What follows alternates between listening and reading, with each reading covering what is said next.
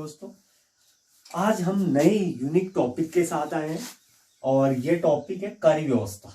Tax जैसे अभी वर्तमान में सरकारें लेती हैं, डायरेक्टली इनडायरेक्टली, प्रत्यक्ष और अप्रत्यक्ष, इसी प्रकार से राजाओं के काल में भी टैक्स कर व्यवस्था थी। आय के अपने साधन, आय स्रोत जो थे कत्यूरी, चंद, परमार और गोरखा किस प्रकार के टैक्स लेते थे और किस प्रकार के वसूलते थे।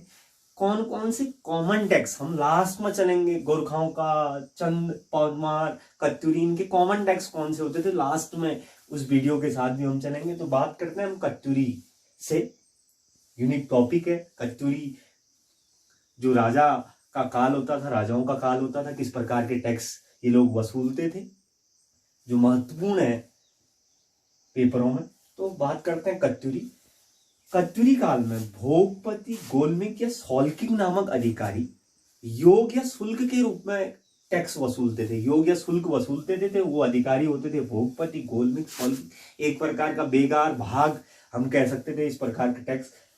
भट्ट, चार या प्रचार, भट्ट और चार प्रचार नामक जो अधिकारी होते थे वो अधिकारी बिस्टी या बेगार लेते थे।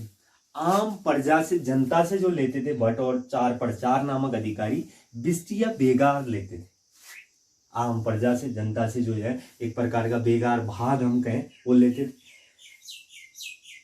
कत्यूरी काल में ऐसी भूमि जो मंदिरों को दे दी जाती थी और उस पर बसे जो लोग होते थे, उस पर मंदिर की भूमि पर बसे जो लोग होते थे उनसे भी एक प्रकार का बेगार वसूला जाता था।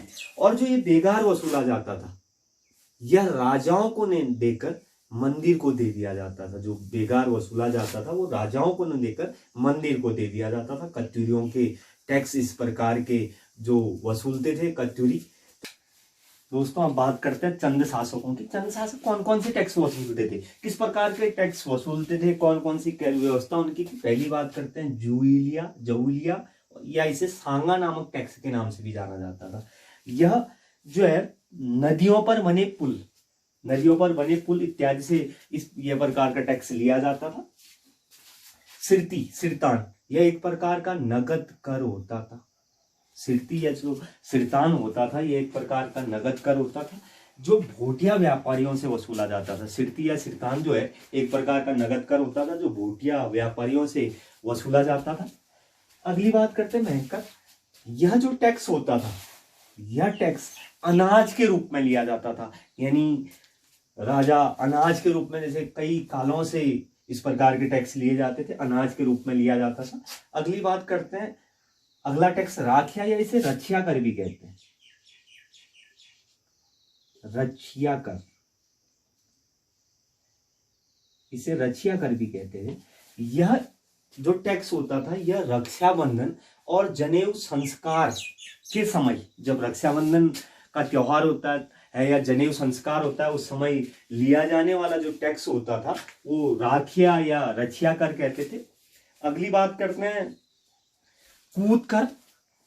कूत जो टैक्स होता था यह नगद रूप में लिया जाता था। नगद के बदले दिया गया अनाज जो होता था वो कूत होता था, यानी नगद दें और अनाज लिया जाता था। भेंट, राजकुमारों के लिए दी जाने वाला एक प्रकार का टैक्स जो होता था वो भेंट कर होता था। अगली बात करते हैं मांगा। मांगा जो टैक्स होता था वह युद्ध के समय लिया जाने वाला टैक्स था। जिस समय युद्ध होता था, चंद राजाओं का अन्य लोगों से या कैम गोरखाओं से या किसी से भी युद्ध होता था तो उस समय मांगा टैक्स लिया जाता था। अगली बात करते हैं साहू या सावली, इसे सावली के नाम से भी जाना जाता था। यह लेखक को, साहू या सावली, यह लेखक को दिया जाने वाला एक प्रकार का टैक्स।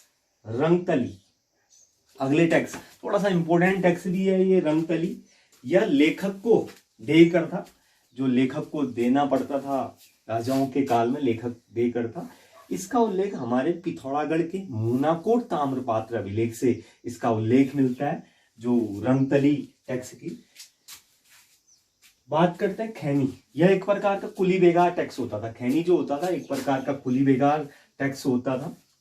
कटक, सेना के लिए, जो सेनाओं को वेतन इत्यादि के लिए जो है कटक सेना के लिए लिया जाने वाला टैक्स जो कहलाता था वह कटक कहलाता था। अगली बात करते हैं स्यूप। राज सेवक जो राजाओं की सेवाओं में लगे होते हैं, राज सेवक जो राजाओं की सेवाओं में लगे थे, उनको वेतन इत्यादि देने के लिए राजा उनके लिए जो टैक्स वसूलता था राज सेवकों के लिए वो स्यूप टैक्स कहलाता था। अगली बात करते हैं मिजारी।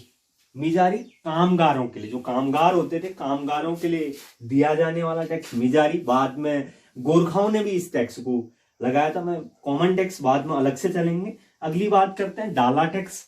डाला जो टैक्स होता था, गांव के सयाने को अनाज के रूप में जो दस्तूर दी जाती थी, डाला जो टैक्स होता था गांव के सयाने को अनाज के रूप में जो दस्तूर दी जाती थी वो डाला कहलाता था। इस प्रकार का टैक्स हुआ कर। अगली बात करते हैं तान या टांड टैक्स।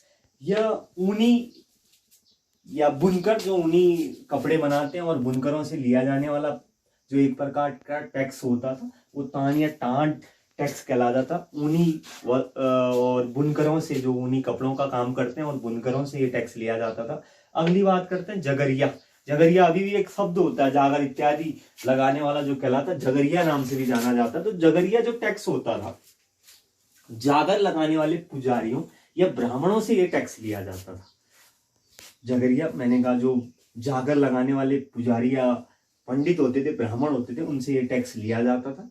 तो अभी हमारे चंद टैक्स काफी, चंदों के काफी टैक्स बचे हैं, काफी विशेषताएं हमारी चंदों से बची हैं। इसके बाद हम परमार और उसके बाद गोरखाओं के साथ चलेंगे, फिर हम कॉमन टैक्स इनके साथ चलेंगे, क्योंकि धामी जी ने आज यही टॉपिक, धामी सर ने यही टॉपिक दिया था कि किस प्रकार से हम टैक्सों को लें और महत्वपूर्ण सवाल।